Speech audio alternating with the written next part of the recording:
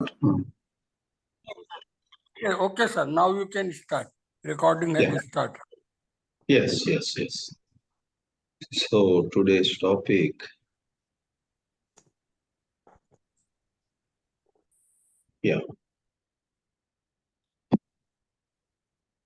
Good evening, everyone. Can a quiet, silent mind truly learn? Ordinarily, we associate learning with an active mind, a vibrant mind.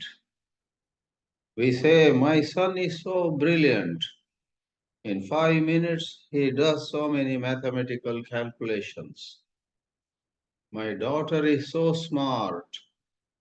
She can think of poems, some other compositions, and roll them out.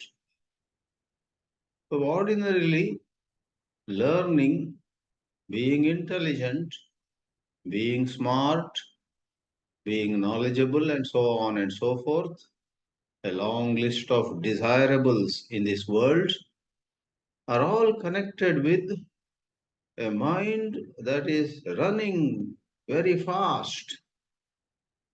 Shakuntala Devi was able to do so much of mathematics all in a jiffy. Give her two numbers, each having 12 digits, and she would calculate the product of the two. Mathematical genius. In all subjects, we don't come across anyone who either brings out all her or his knowledge, skills, or as the topic uses the word, who learns everything with a quiet mind. First, we have to examine what is meant by a quiet mind. And there itself, we will make a very important distinction. The topic of this evening is not concerned with subjects of the phenomenal world. I should say, not phenomenal, the physical world, the functional world. The topic of this evening is, it seems to me, very much related to psychological processes. I hesitated to use the word phenomenal, for perhaps the word phenomenal, that is the realm of phenomena, in a way connects with psychological world also. Probably our psychological movements are also a phenomenon. Or probably psychology falls in a different category itself, because its time, its space are different from the time and space of the world of X, Y, Z, and T. Anything moving in the sky, a flower blossoming, or man getting older, wrinkles forming upon his forehead or anywhere else. Millions and millions of things happening in this universe are, according to science, in space and time. Anger rising in me, jealousy being felt in me, can be put it in the usual phenomenal framework. Can Einstein write some equations on the movement of anger or desire? Physicists are capable of writing equations, writing a graph where one axis could be time, another axis could be X, Y, Z. So I thought let me quickly make a remark on the distinction between the phenomenal world and the psychological world. In a graphical way, you and I may say, my anger rose from a tiny wave to a huge flow, and we can write a graph in so many seconds and so on.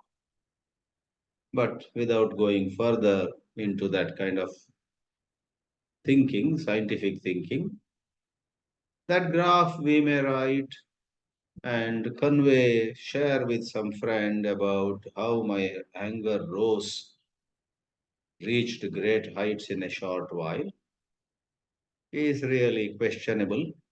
It is at best figurative. There is no instrument to measure anger as such.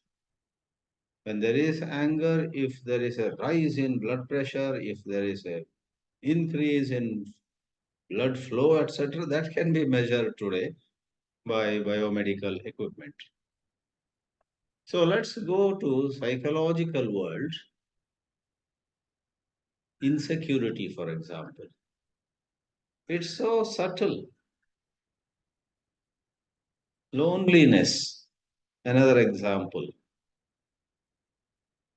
We cannot describe loneliness as 2 millimeters wide and 10 millimeters in height. There is no such measurement. With my little bit of science background, let me indulge in just one more expression. In physics, we had a certain approach called dimensional analysis. All kinds of variables were to be expressed in LMT. L is length. Length also includes its square of it, which is area, its cube of it, which is volume. Length squared is area, length cubed is volume. What is M? Mass. In the physical world, things have mass. Kilograms, grams, or ounces, and so on. And T is time. So we had done, I remember, so many exercises for all kinds of variables. For velocity, we said velocity is so many miles per second. Miles is length and second is time. And for velocity, there is nothing like mass. So some of them may be zero with respect to mass. Some of them could be zero with respect to time. Some may have all the three, length, mass, and time. Sorry, I won't go more into. Some of you with the memory of the physics you have studied might slightly enjoy. Harshadji, who is totally into physics, all his career was in physics, would perhaps have much more to say. I have forgotten a lot of it. Harshadji spent decades in studying and teaching physics. My question is, can we do a dimensional analysis, length, mass, and time for loneliness? What are the dimensions of length for loneliness? There is nothing like a 7 meters long loneliness. Last Thursday, I suffered from a 7 meters long loneliness. Today, it is only 1 meter. Ridiculous. So, I indulged in a little bit of comparison with how science looks at phenomena because not because of any other reason than to show the uniqueness of what we call psychology. Psychology, whole lot of emotions, whole lot of thoughts, especially a large number of thoughts which revolve around a sense of I. I'm in danger, we experience. Next moment, we may discover that we are not in danger, so we are relaxed. Police are trying to catch, or terrorists are looking for somebody with such and such name, we hear, and I happen to have that name. Why are terrorists after me? What have I done? Next moment, some friend tells me, no, no, no, it's not you. There is another person in this village with the same name as you have. They are after him. So once I become clear, the terrorists are not after me. What a relief. So this anxiety, fear, which arose for a little while, was around I may die. I may be mutilated by those ruthless, heartless terrorists. I. So there is fear and there is someone who is afraid, and that is me. So thoughts and emotions that revolve around me are psychological thoughts, whereas there are a lot of functional thoughts. If I suddenly think, oh, what's the capital of Russia? Of course, it is Moscow. This is a functional thought. So the question today is, can a silent, quiet mind truly learn? In a mind boggling revelation, mystics like Krishnaji are rather emphatic that it is only a silent, quiet mind that can truly learn. A noisy mind cannot learn, cannot bless us with freedom from the clutches of psychological movements. I'm afraid,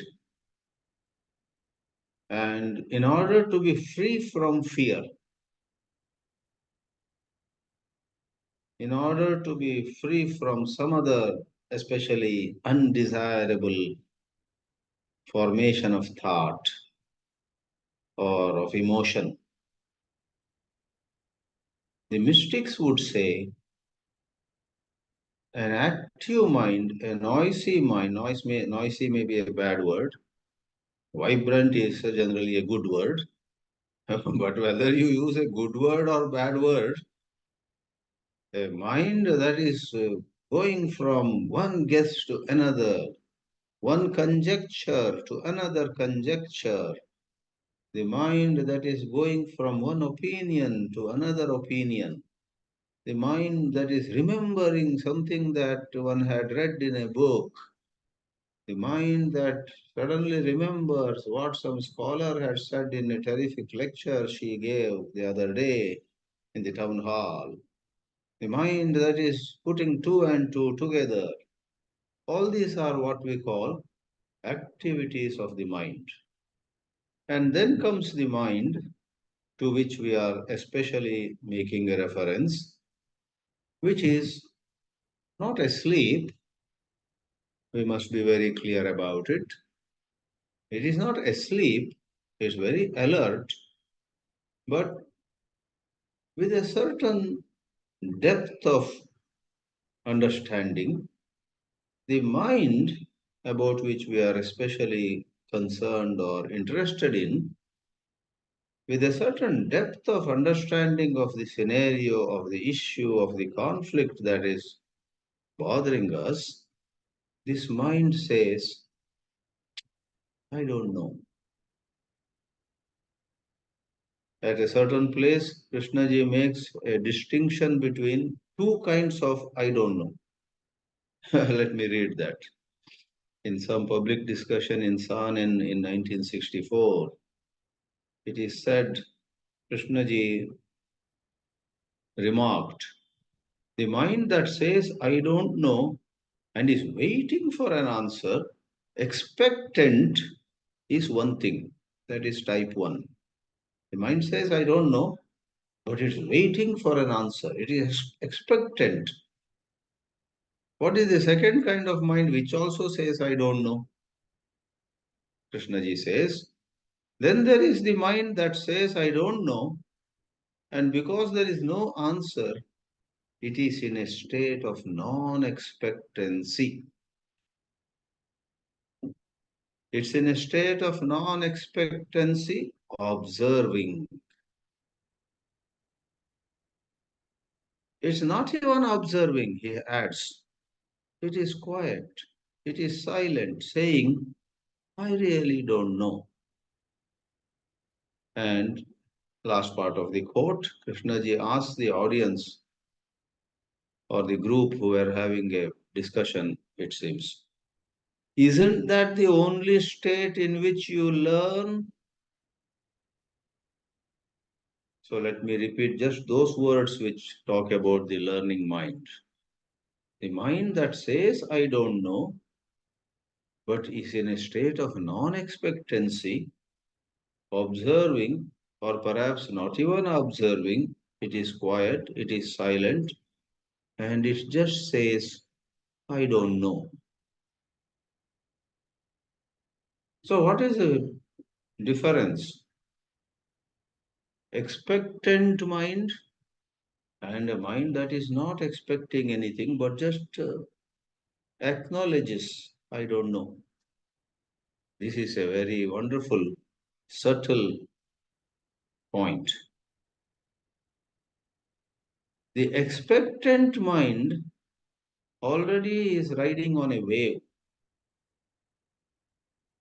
The expectant mind is probably hoping for a wonderful discovery. Wow, I am all set for discovering something.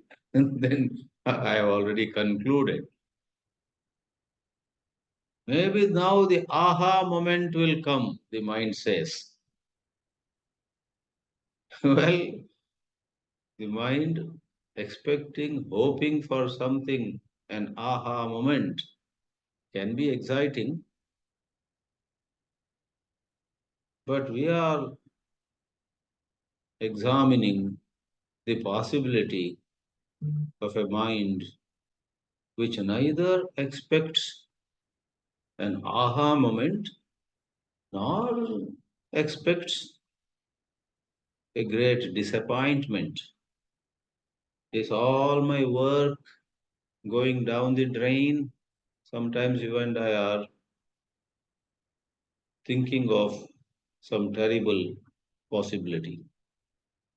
Maybe all that I have invested in this work, in this research, in this relationship, in this venture, in this enterprise, oh, all of it may just go down the drain.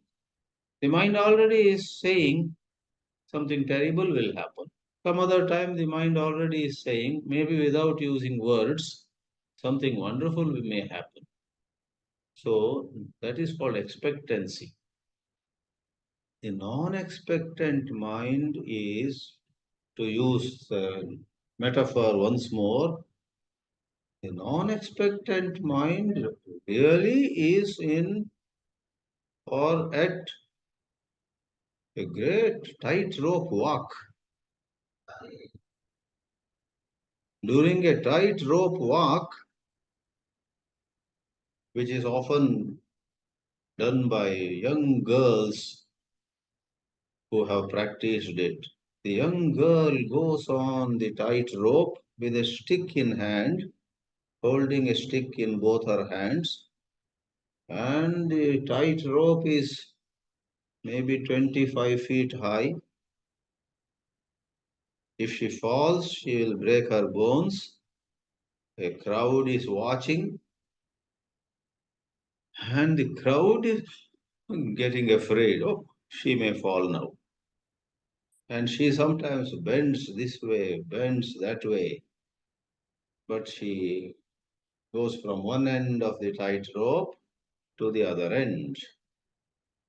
What is so special about tightrope walk? Why do we bring it here?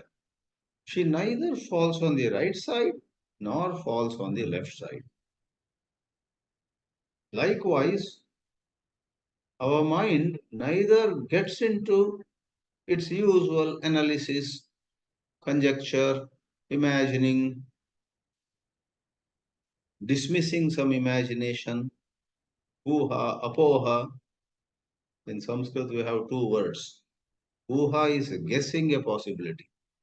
Apoha is dismissing that possibility. Ah, it can be so, is uha. Oh no, it cannot be so, is apoha. That is one activity. Mind gets into activity. That side falling on one side. The mind can fall into another side, which is though not active in a certain sense, to a certain extent, or to quite an extent, it is expectant. So, not even expectant, if the mind is quiet,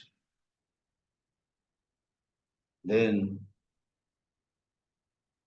it can notice without the interference of memory, without the interference of uh, words, without verbalizing, that means. Without Marathi or Kannada, Bengali or Punjabi words coming in, English or Italian words coming, without words of any language coming, one is truly with what is. There is insecurity and one is with insecurity. As many of you know, and that statement can be taken in another session, I suppose, Krishnaji made a remark. Analysis is paralysis. Analysis is paralysis. Many of us would be flabbergasted because elsewhere we have always admired analysis. We are at election time now. End of this month, I guess the elections, the voting begins. And so many people are analyzing the political situation in the country. They are coming out with their own guesses, their own forecasts, their own predictions. And that's a big business now. Certain experts who had made predictions and those predictions had come true last time are being approached by the media and others. So ordinarily we value analysis. But here is a statement, analysis is paralysis. So without going much into that, I'll just connect it to the present topic. When the mind is not silent, maybe it is into analysis or to some hoping or to some expecting or to some fearing, some activity or the subtle activity of being expectant. So when the mind is into any of these, what happens is one is unknowingly in the clutches of memory. One is unknowingly in the grip of conditionings.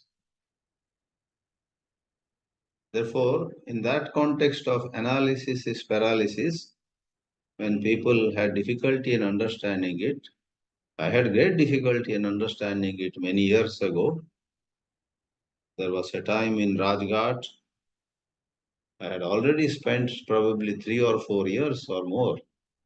I had difficulty even with the distinction between psychological and functional. It was somehow not clear. Then one fine morning, maybe after a second or third cup of tea at the study center, ah, it became extremely clear. That's a different story. So, for those for whom this sentence was Greek and Latin, analysis is paralysis, they asked Krishnaji, what do you mean? And he answered, when you analyze, there is an analyst right away. When you analyze, there is an analyst. And an analyst necessarily carries with him or her memories, conditionings, one's background, one's baggage, call it as you may. Therefore, it is in this light, without going long now, that a quiet, silent mind, which has not gone to sleep, but thanks to certain depth of it, certain maturity of the whoever is inquiring, the inquirer has reached a certain maturity. How one reaches a certain maturity is another mystery. Somebody who hasn't read any books would operate from a high point of maturity. Somebody has read a lot of books and given a lot of lectures and published a lot of books which have sold like hotcakes also might be unable to stay alert without taking a position. So a quiet, that's what maturity.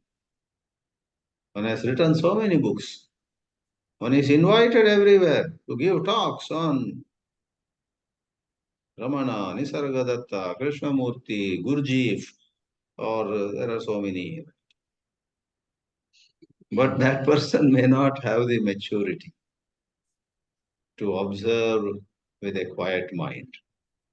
Sometimes those of us who are well read and who can talk are miserable in our personal life because we can't keep quiet even for a moment. The mind, explodes into thoughts. Our mind remembers so much from this book or that lecture or that episode, this actual incident. You can't stop it. Whereas somebody who has not read much, who may be a villager, maybe, I don't know, that person, upon hearing a couple of words from a mystic like Krishnaji, just listens to those words and undergoes a transformation. That can happen. Whatever, let me conclude saying, thanks to a certain maturity, one stays quiet, alert, not by deciding to be quiet, that's another dimension, not by deciding to be quiet, but one is quiet, one is alert, and one is with what is. One is not analyzing, nor is one giving up and going to some kind of sleep or inactivity. Passive alertness, it is called. You are alert, but you are not active. Passive alertness. And such a passively alert mind can truly learn. How can it learn at all? If someone says, well, it learns for there is certain light within you. Do not ignore it. You and I are so used to looking at ourselves as body-mind complexes. Once I asked somebody, who are you? That person said, I am a psychophysical complex, he said. Psychophysical complex. All right. Pretty much in all our transactions, we are psychophysical. Our diseases also are called psychosomatic. Soma meaning body only. Psychosomatic disease.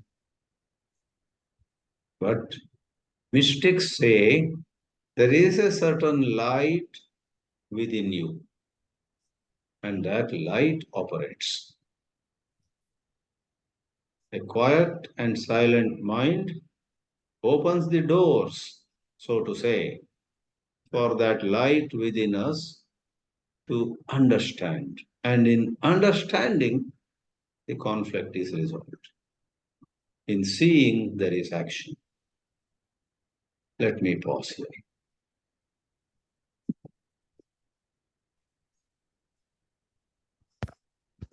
Harshad sir, please unmute.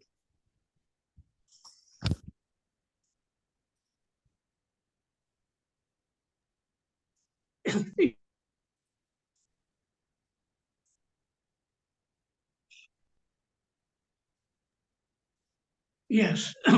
Are you able to hear? Yes, sir. Okay. Thank you. Thank you, Swamiji. Right. This is a very difficult topic to talk about silence, silent mind. It is said that nature abhors vacuum. Right. That means that if you create vacuum in one space, the air from the surrounding will rush because the air flows from high pressure to low pressure. So, generally, it is very difficult to be silent. But I think there is something more important than silence, is what Krishnaji calls awareness. So that means that there may not be perfect silence in our mind, but the awareness can see how thoughts are coming and going, and it may be a very slow movement, and in that we can learn about our own mind if we know how to watch. So learning about our own mind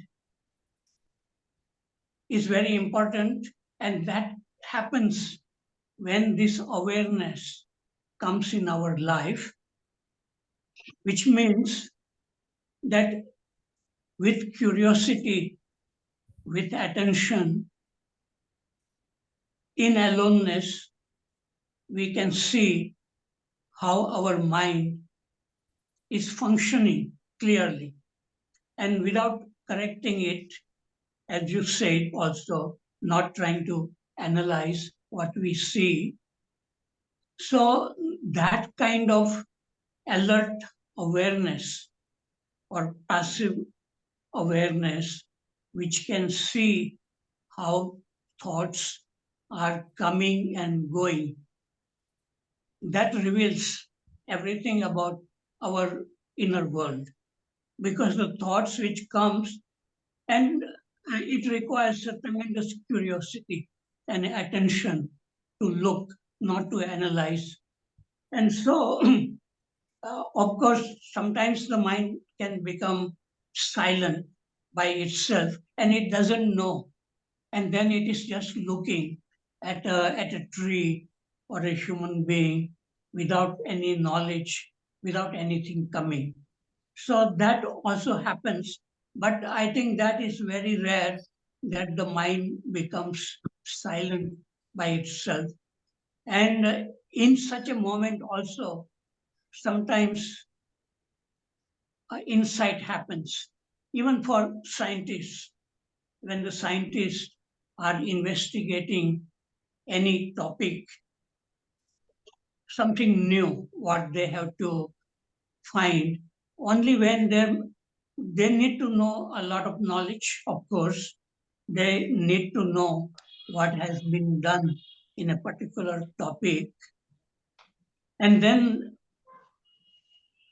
when that knowledge stops and the mind becomes silent, insight sometimes happens by itself. It cannot be um, thought out beforehand. So silence happens by itself. Insight comes in that silence, just like a flash of lightning, and it reveals everything. So silence may not be a continuous thing. It may come and go. But this awareness, ongoing, effortless awareness, in which thoughts also come and they go, and you don't interfere with this, that also reveals a lot about our inner world. In Commentaries on Living, there is a beautiful article called The Noisy Child and the Silent Mind. And in this article, some teachers, they come to discuss with Krishnamurti about the noise happening in the classroom and the teachers, how they get tired with this noise. And while this discussion, dialogue is going on, the teachers themselves learn that when they go to the classroom and when their mind is silent or quiet, not reacting to the noise, then it really changes the atmosphere in the classroom. And so a silence can act without talking also. And sometimes people who are silent, by their mere presence, other people also become silent. So that happened with Krishnaji, that everybody, when Krishnaji arrived on the stage and there were 1,000 people listening, they all became very silent. So sometimes that silence comes due to the impact of some other human being, but sometimes silence comes out of when you are very curious to observe your own mind. Just observe, not analyze it, not trying to learn anything, but just watching. And that watching is the real learning. And that is the effortless learning. And one doesn't need to even read Krishnamurti, I feel, that when the mind is silent, alert, observing what is, then your whole mind unfolds. Sometimes something which comes, which you may have forgotten for many, many years, and suddenly a memory arises. And so sometimes a song which you have forgotten, it comes in this silent awareness. So I feel that for most human beings in the modern world, everything is going very fast and people are very, very busy. If they know how to be alone, to be silent, to looking outward as well as inward, without trying to learn anything, that is the real learning. And once that happens, one can learn geography or history or chemistry or any topic. And that is what sometimes I speak in my classes with students, the ability to be silent. And in that, learning happens effortlessly. Okay, I have said enough thing right now. Thank you. Dinesh, you would like to speak. Are you able to hear me, my voice? Yes. Yes. Today's topic, as Harshad sir said, it is very difficult topic. the quiet, silent mind which can truly learn. This quiet and silent mind, although many places JK has used it alternatively, but let us see whether there is any difference in this or not. What JK has to say on this. When there is a space, the mind is quiet. When there is no space, the mind is chattering. Meditation implies the understanding of space. Meditation implies the understanding of the space. This is very important.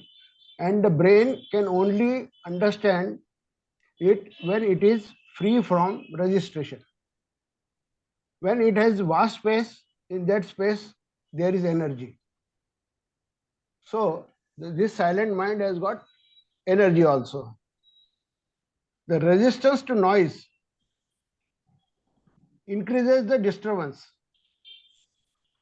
it makes. So we accept one polarity of quietness, or we welcome the pleasurable sound of music and resist the barking of dog. There is always within us this self contradiction, this conflict of opposites, and such conflict leads nowhere. So to be only partially sensitive is to be paralyzed. As Swamiji said, to be open to beauty and resist ugliness is to have no sensitivity. To welcome silence and reject noise is not to be whole. Again, what he says, to welcome silence and reject noise is not to be whole. To be sensitive is to be aware of both silence and noise, neither pursuing the one nor resisting the other. JK asks, is silence the opposite of noise? Here comes the clutch. Here comes the clutch. We use quietness and silence as the same word, with the similar meaning. But now you see what JK has to say. Ask, is silence the opposite of noise? Suppression of the chattering mind indicates control in the sense of resistance, does it not?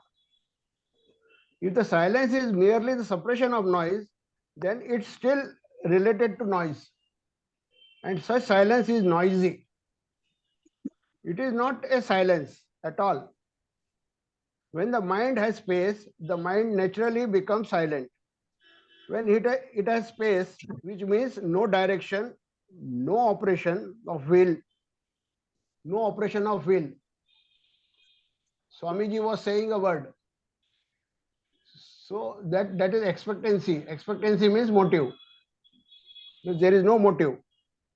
When it has space, which means no direction, no operation of will, and therefore no fear, then in that space there is silence. There is silence. The mind is really quiet, not made quiet through torture, but actual silence of which you are not aware. This is very important. The actual silence of which you are not aware. The moment you are aware that you are silent, it is not silence. Meditation is part of the freedom from the experience of being silent. This is to be very, one has to go deeply and understand all these things. Then only I think something really, the insight can come.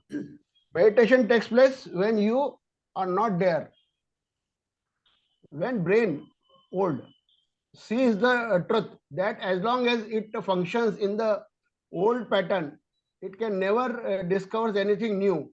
The seeing this truth, old becomes quiet and a new happening takes place.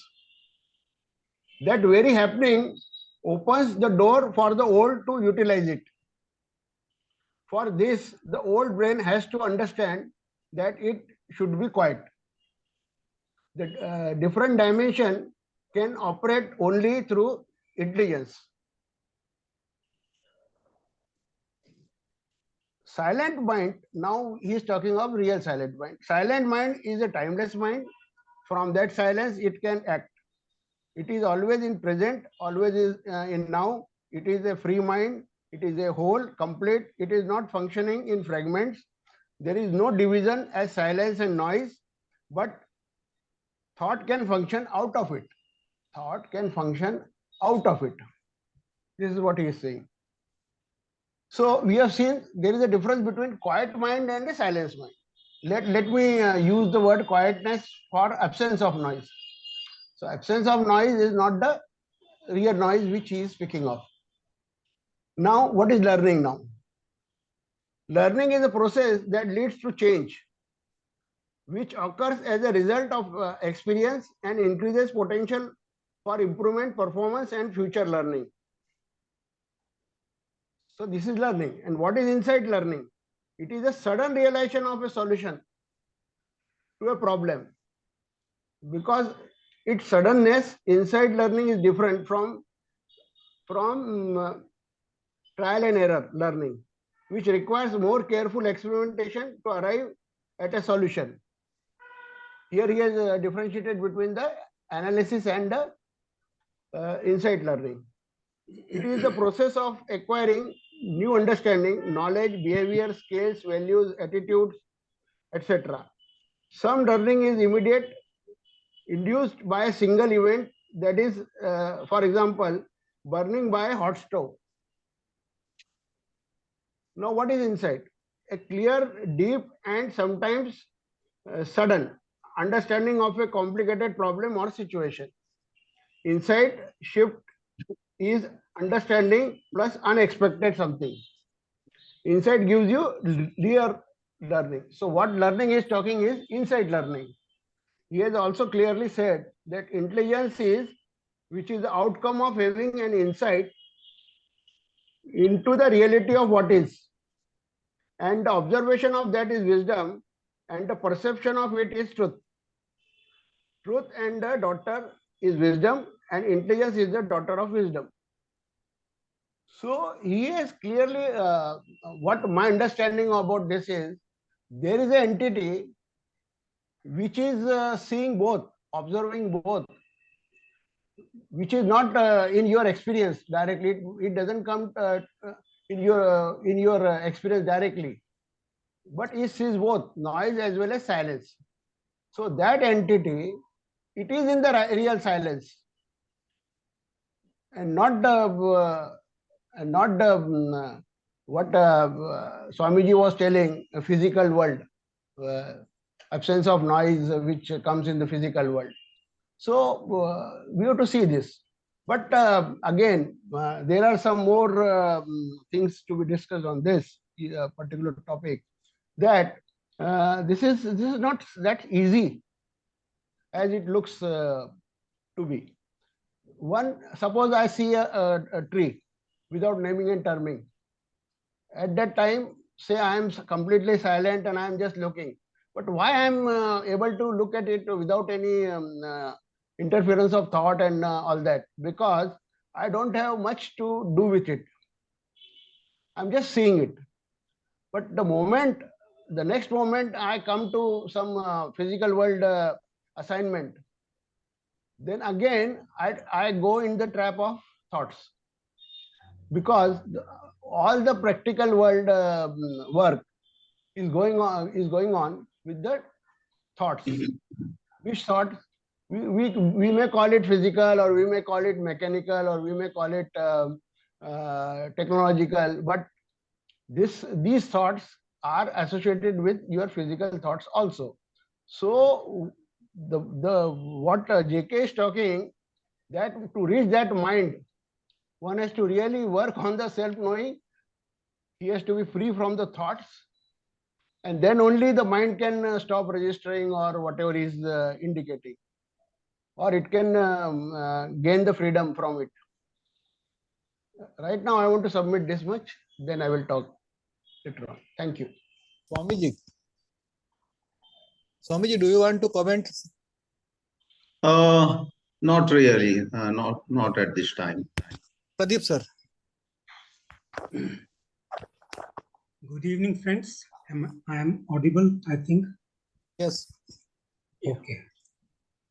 So I come to what we are doing right now, including me,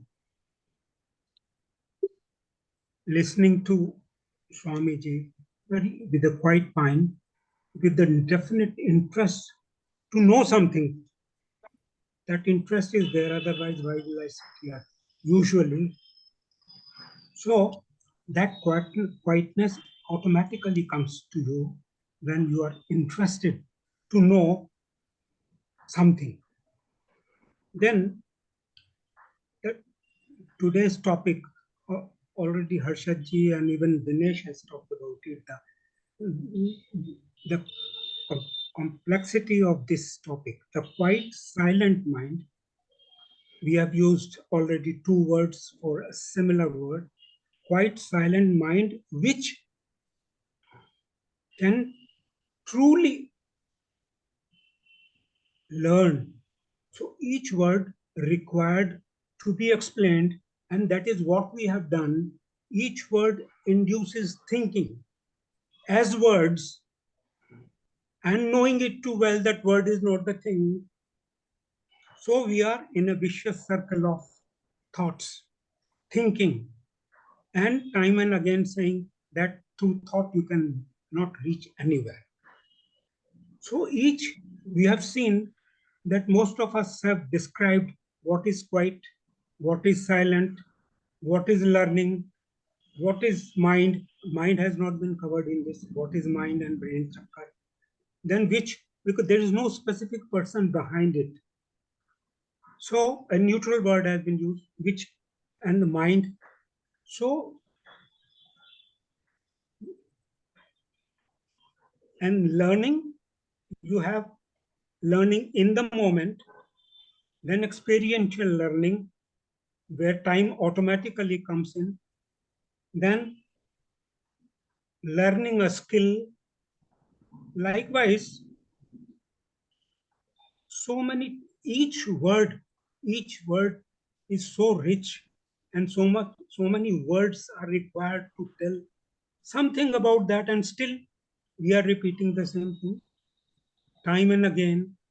We are quoting someone when we don't want to take responsibility that I have felt it in myself, in my life.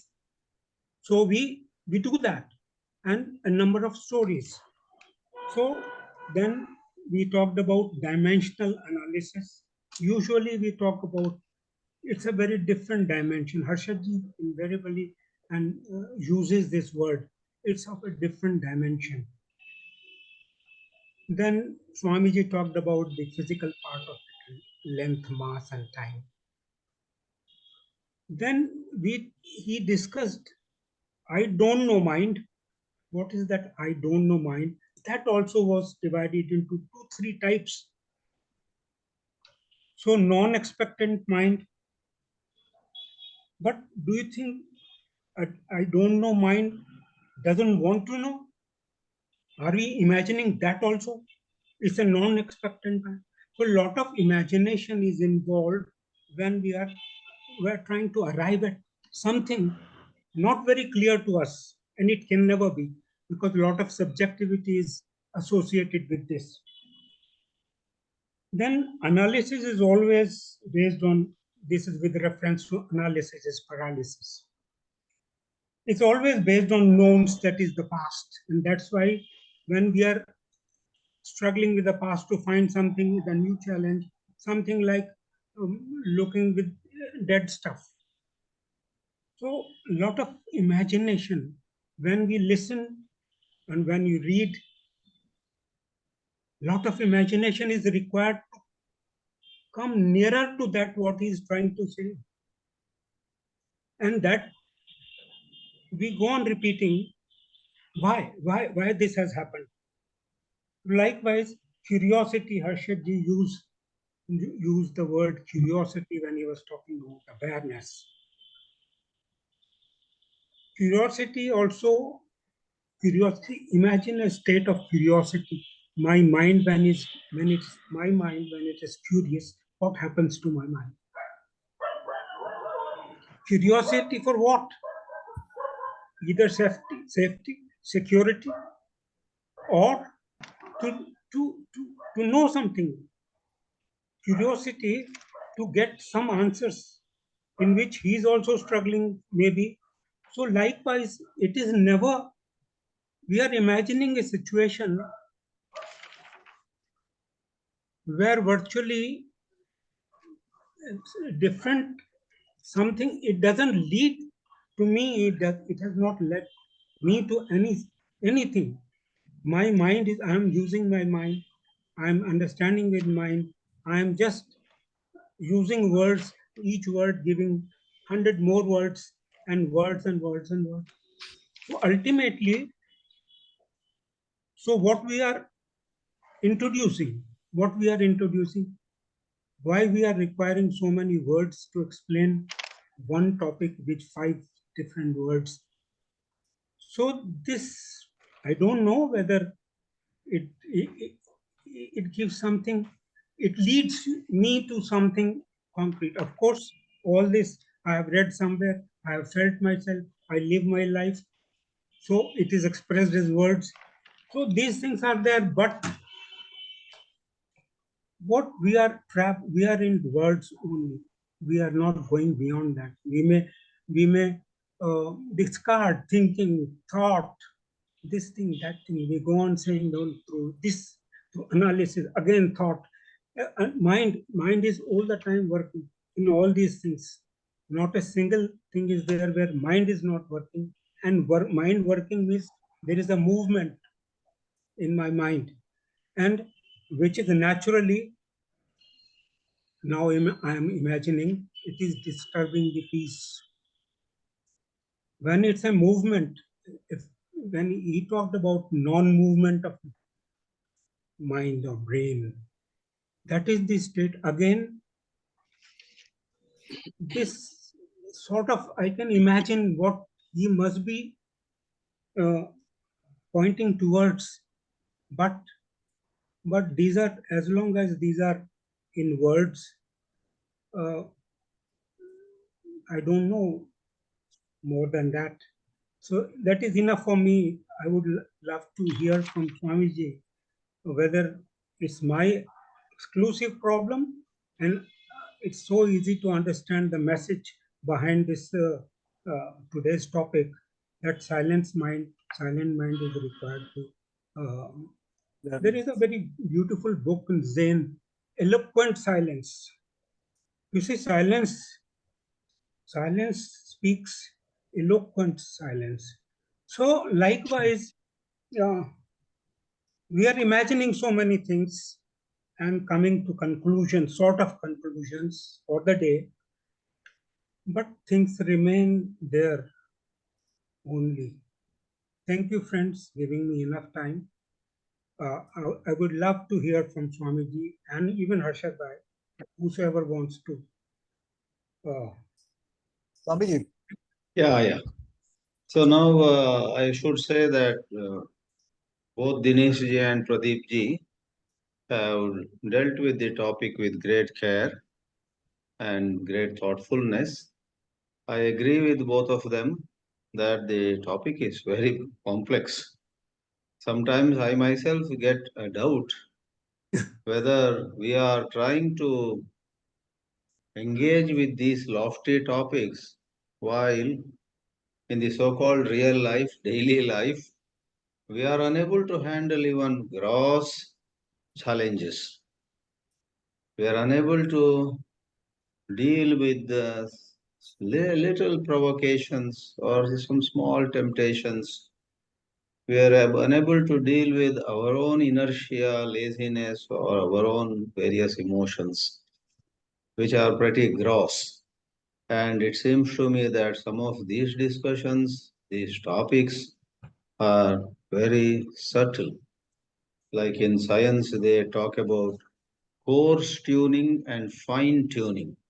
In olden days, we used to have radio receivers. In order to get a certain station, one knob would help us make the cursor move very fast.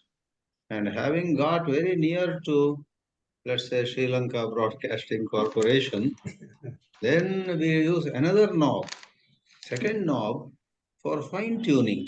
If you rotate it by 30 degrees, it moves only by 1 millimeter. Whereas the first one, you rotate even 20 degrees, it goes 3 inches. So coarse tuning and fine tuning.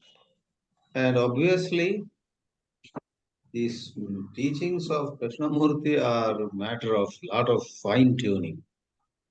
And we are not sure whether we have done the coarse tuning. Unless you have come very near the frequency of the desired station, you cannot use the small other second knob saying I'll do fine tuning. So everywhere it is so. I don't have to give only the example of the radio. Even an artist makes the picture of a child, let us say. To draw those broad lines, etc., is coarse tuning. And then to touch how the eyes of the child in the drawing he makes, how they look, the mouth, the nose, the facial expression. That's where people like us who are not artists don't attempt painting at all. Because when we try to make those eyes, it goes spoiled. However, I am not saying that these topics should not be taken up. Every Thursday, you and I meet here, or otherwise also. Perhaps let me say this and pause. I think life all the time goes on two channels. On one channel, you and I are dealing with very gross, स्थूल they call it in Hindi. स्थूल और सूक्ष्म. कुछ चीजें इतने स्थूल है. And on the other, we have to deal with sukshma. You can't say, I'll finish up with all this stula, gross, and then come to. During one of my earliest visits to Ramanashram, Tiruvannamalai, 89 or 90 or so, I was highly inspired by the who am I inquiry, etc. Wanted to meditate, wanted to sit quietly. But in the same visit, somehow I quarreled with one auto rickshaw driver because he took 10 rupees more than my Tamil being very weak. I didn't understand what he said in Tamil. And I could not even argue with him in language he understood. Later on, more than the 10 rupees up or down, I went to my room and I said, I came here to go into deep meditation, but today I spoiled all my mind with this quarreling with the auto rickshaw driver. But I think there is nothing which is to be excluded. We must reflect on some of our most foolish ways of living too. And we must reflect on some of the very wonderful thoughts that come to us. Both are part of life, both have a place of their own. I'll pause here, probably 3 or 4 others who are eager to speak. First, Harshad Parekh, sir. Yes. Krishnaji said, the word is not the thing. And that is a very beautiful words. And Krishnamurti used millions of words. And what he has said, what he has written is very, very beautiful. It's beautiful if those words of Krishnamurti can create in us that kind of silence from which those words came. So there is nothing wrong with the words, but what is the state of the mind from which these words come? Because either the words come from the restlessness or a knowledge, or the words come from silent clarity. And Pradeep ji asks, what is curiosity? For what? It's not for any particular thing, curiosity. It is just to whatever comes in your mind, just looking at it and let it flow, not getting attached to what you see, something. And that is the real meditation is when many things come and go. I am not saying that we must have a perfect silent mind. I feel that more important than silence of the mind is watching, and watching without any expectation. That's what Krishnaji calls choiceless awareness, and that is not in the dimension of thinking and feeling.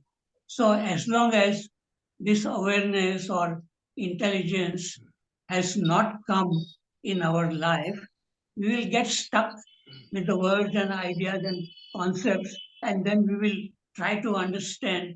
But there is nothing like understanding, only seeing clearly whatever it is. So I would say that the silent mind is like being in an empty room and your eyes is open and the door is open and somebody enters through the door and you know that somebody has entered, then that somebody moves in the room and then goes away from the room. So silent mind, the curious mind, the alert mind is a mind which looks at thoughts. They come like somebody coming in the room, and these thoughts come and then they go away. So that just watching, that is meditation, and that is the real beauty. So the whole subject is not about explaining ideas and concepts or explaining Krishnamurti teachings, but really living and looking, learning, listening, and that is doing it in the daily life, our daily life, and not repeating what Krishnamurti is saying and then trying to explain Krishnamurti. That is the intellectual process. We have to speak from our own insight. That's what I feel. Okay, thank you. I have said enough. Prasad sir. Yes, sir. Sir, I want to strike a slightly different note. It is said that the topic is very complex. I don't see what is the complexity here. It is a straightforward topic. It says a quiet, silent mind which can truly learn. It means, for me, it means a silent mind can truly learn, which means a non-silent mind cannot truly learn. In this proposition, what is very complex, I cannot see. Given the silent mind, it can truly learn. Given a non-silent mind, a disturbed mind, it cannot learn. It is a straightforward proposition because when we want to learn something, our mind has to be quiet or silent. Without that silence or quietness inside us, we cannot really apply our mind to any subject, any matter. So to this extent, for me, it is a very straightforward proposition. But then the other question, other aspect of the matter may be quite complex. What is that? How to achieve a silent mind? Once you have a silent mind, you can truly learn any subject or any matter. But how to achieve or how to have that silent mind may be a very complex affair because you cannot deliberately achieve a silent mind. You cannot say, I have achieved. It is not an achievement. A silent mind is not an achievement. You have to all the practices, they won't give you that silent mind. Sitting in a corner and trying to drive away thoughts and all that. You cannot achieve a silent mind. So you have to arrive at a silent mind by understanding so many things. You must understand the nature of thought, the function of thought, where it is useful, where it is not useful. You have to observe your chattering mind, how it is keeps on chattering, how it keeps on living in the past. And at an advanced age, you live only on the past. Or you live in the future, which means you are not in the present moment. You are on hope. And somebody said hope is hell. So like that, unless you have an understanding of your mind and the thought and all that, you cannot arrive at that silence. That is a different matter. That part of it may be complex. But otherwise, without a silent mind, you cannot learn anything. If you want to enjoy music also, Beethoven music, if you want to enjoy, you have to have a silent mind. So, that is my take on this topic. We keep on saying all topics are very, very complex, simply because it is related to K. Because we are not a simple. Therefore, we are saying that it is complex. We have not understood ourselves completely. So it is not a simple procedure. It is being complex. So we have to understand what you are saying. That is correct. So we need not keep on saying topics are complex. See observe the complexity if there is any. What aspect of it is complex? So this straightforward equation, silent mind and a learning mind. Without silence, you cannot learn. Okay, sir. Thank you. I thank you for making that criticism, calling everything complex. I think there is a book by Krishnaji, compilation of course. Don't make a problem of Anything. don't make a problem of anything because we make everything into a problem in life. Thank you. Over to the next person. May I add one sentence, please? Yes. Continue. Related to what Prasadji has talked about. In the end, Prasadji said, if you want to listen to music, there has to be silence. So this is very important. If you are interested in something, automatically silence sets in. You see? So there is a desire, expectancy is there very much. When you want something, then automatically mind becomes, it may be a criminal, something, scene, anything. When you are very much interested in something, automatically it becomes silent. So that desire is there behind that. Your expectancy is always there. But then we say that JK is not talking about that. So we have to face the challenge of these things, what we are saying. You see, without expectancy, it doesn't become silent easily. Always there is some sort of, maybe listening to Swamiji's words, just as such. Otherwise, I will not get what he's talking about. So naturally, I have to be quiet to get the full import of what he's trying to convey.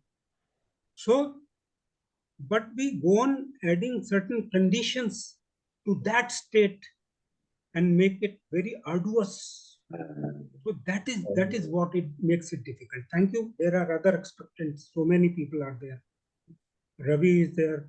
And then Adeen is there. Adeen, Thank you. Adeen, Thank you, friends. Yeah. So thank you. So this question has been in my mind for a very long time. So like even when I visited some Krishnamurti study centers, um, so staying in a natural place without too many triggers, your mind has a tendency to be naturally silent. You don't need to do anything to become silent. It naturally becomes silent. Or if I go for a walk in nature, my mind tends to become naturally silent. I don't need any words from anyone to tell me how the mind should become silent. So this has always I have wondered why when we are in nature, why the mind automatically tends to become silent. Probably I think nature is silent, so it is the natural tendency of our mind to be silent. We don't need to do anything about it. But unfortunately, I don't know. So when we are in a retreat or in nature, it becomes automatically silent on its own.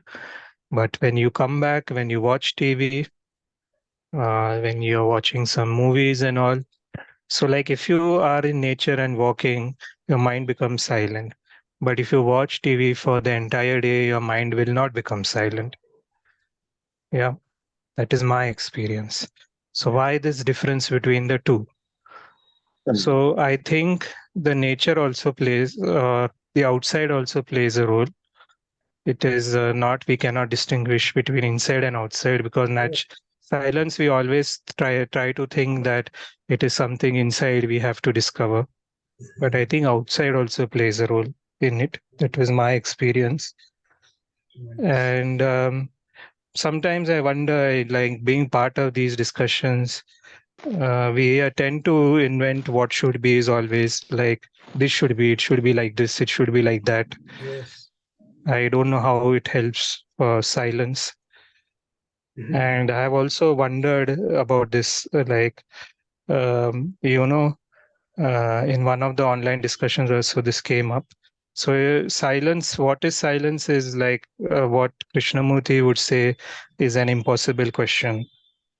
So you cannot really give an answer to what is silence in words. And we are always looking for others to describe silence to us and try to implement it in thought. But it doesn't ever work. Well said. Yes. So but this is the question for me. It has always been.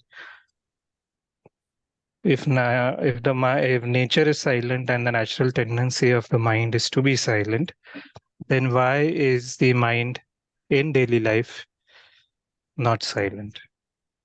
What is the relationship between thought and silence? Or there is no relationship between the two? And so please, anyone who can explore this more. Yeah, that's all. Thank you. Dinesh. Are you able to hear me? Yes. What I am going to say, whatever Adeen was saying, when you are moving in a say garden, which faculty you are using?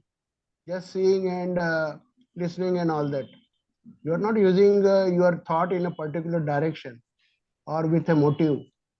So that makes a difference. Suppose I am working in office with some particular target and all that, then things will be definitely different. Similarly, when I am seeing a movie, okay, it is giving me entertainment, but when I am focused on it, so I am using my thought. What is happening next and what is happening and how it is made and all that. There are so many thoughts there. But when I am moving in a garden, those thoughts are not there. Apart from that, it is very beauty to see in today's topic that silent mind is not a problem. Silent mind, what JK is referring to me, it is not a problem. It will come forward automatically. The quiet mind is a problem. And why quiet mind is a problem?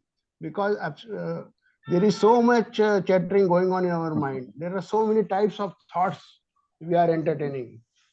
How many types of thoughts? Earlier also we have discussed, but I would just like to repeat in a single line, the traffic of tribal thoughts, like keeping unnecessary information, knowledge, gossiping, etc. This is one. Second, mechanical thoughts, like a music and song repeats itself and all that, or other mechanical thoughts. Then suppressed or repressed thoughts because of the past hurt, fear, etc. Then daily routine matters thoughts. To reduce this, one requires right thinking. Then there are thoughts arise because of reactions or response in relationship. Next, the thoughts of unfinished business. Suppose I am having an unfinished business, then it will haunt my mind. Then there is the thoughts related to becoming career and all that, and I am having some aim or motive. Then those thoughts. Then the most important thoughts are the past conditioning thoughts, maybe related to religion, nationality, general mass conditioning, family background, etc., etc., or liabilities, different liabilities, etc. So these thoughts basically are all the time moving in my mind. So how to reduce them? So I have to address one by one, or I have to address whatever comes in front of me by choiceless awareness, as Harshad Parekh was saying. The choiceless awareness we have to use, and then we have to see whether these thoughts can, quantity of these thoughts should be less. Once the quantity of these thoughts are very less, then silent mind, which is behind it, may come forward. That's what I feel. Thank you. Ravi is there written. Sir, time is very limited. If Ravi sir can be brief. No, no problem, sir. No problem. Hello. Am I audible, Okay, sir? Yes. Okay. I think there are many beautiful mind, beautiful quiet if mind. you want to say something, you can. I'm saying, listen to this. I'm saying there are many beautiful mind, quiet mind, listening all the time. Let them speak, like Madhusudan, Gokte ji, okay, and this. There is some man. I forgot the name. I think he has gone. Adeen ji. Murthy ji is there. Janardhan Murthy ji is there. They never speak, and they are very quiet all the time. So let us listen from them. They must have some gems about the quiet mind. Correct. Next time, Ravi sir, we will listen to them. Now time is Okay, up. no problem, sir. We have to limit. It is already 7:30. No problem, sir. Harshad sir, any brief comment from you, or we will have? No. Thank you. Thanks everybody for Thank you, sir. participating. Thank you. And Thank you, everybody. Thank you. With a curious listening to all this. Yes, sir.